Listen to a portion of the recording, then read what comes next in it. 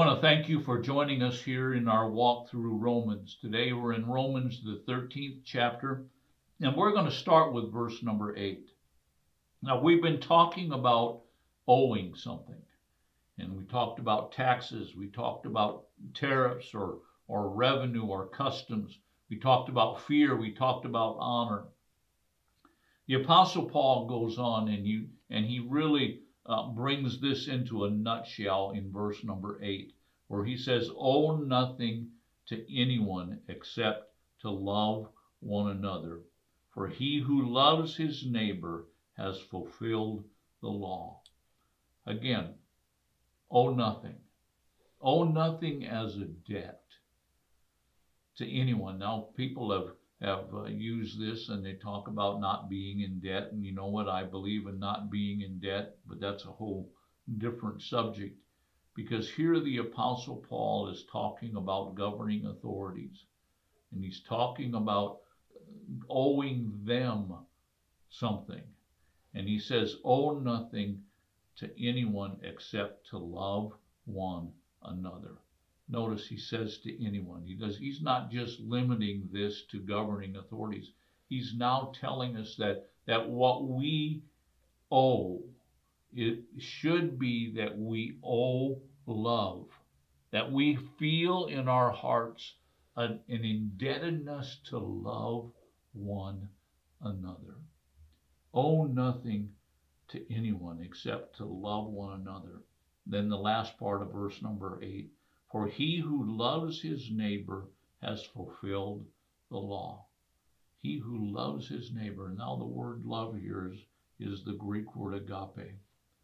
And it means that he's fulfilled the law of God. Now, the Apostle Paul goes on in what's called a midrash, and it's a discussion of Old Testament sayings and Old Testament things.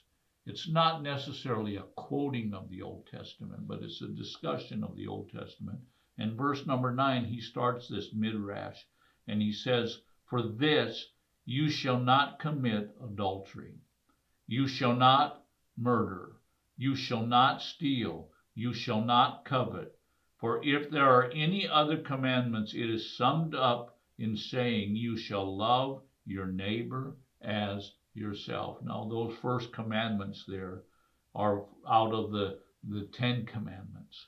And notice here that each one of these things is something that affects your neighbor.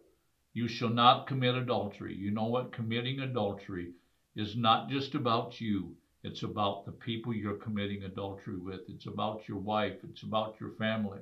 You're hurting them when you're committing adultery. You shall not murder. You shall not murder. How many of you know you murder someone, you've ended their life? You shall not steal. How many know you steal from someone, you're taking something that they owned and worked for, and you're taking it for yourself? You're hurting somebody. You shall not covet. And this word covet actually means to want to grasp or to have what someone else has. You see, all of these things deal with our relationship with people. And then Paul goes and he quotes here and he says, "You shall love your neighbor as yourself." Love your neighbor as yourself. And then verse number 10, Paul says, "Love does no wrong to the neighbor. Therefore, love is the fulfillment of the law." You see, those things that the Apostle Paul listed here are all things that hurt your neighbor. And if you love your neighbor, you won't do those things. And then what will happen? You will fulfill the law. Now let's move on. Verse number 11. "Do this knowing the times, for it is already the hour for you to awaken from the sleep. For now salvation is nearer to us than we believe." Do this. Do what? Do this love. Love your neighbor as yourself. Do this. Now, the words do this is it's known as a demonstrative pronoun, and it means you. You do it now is basically what it means. Do this now. Set this as your mindset.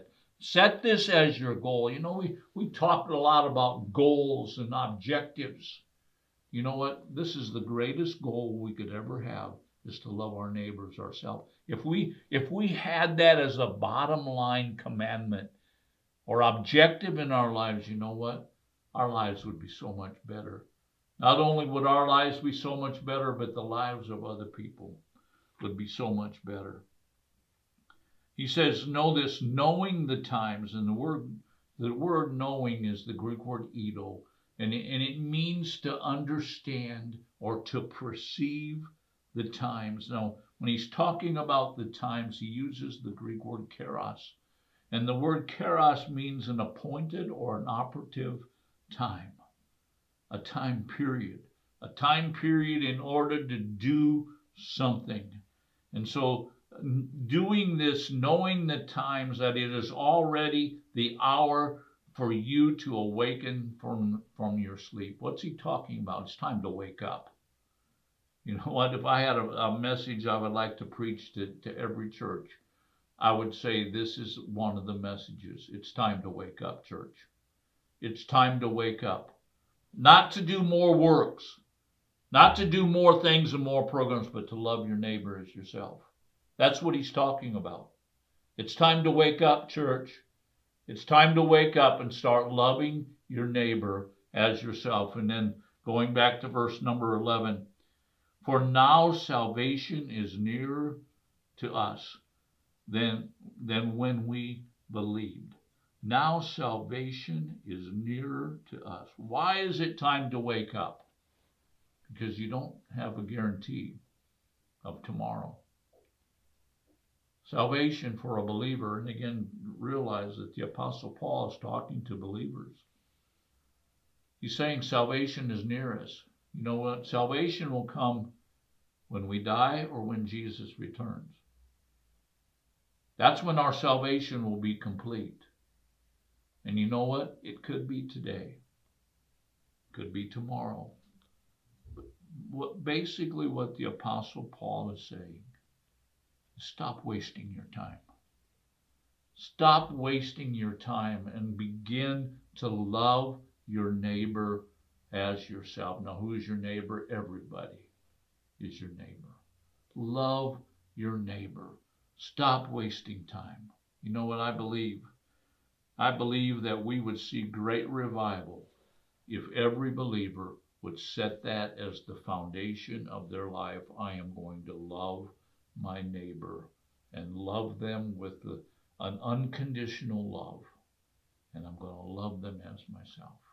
Thank you for watching. Join us again tomorrow as we go back and study the 13th chapter of Romans.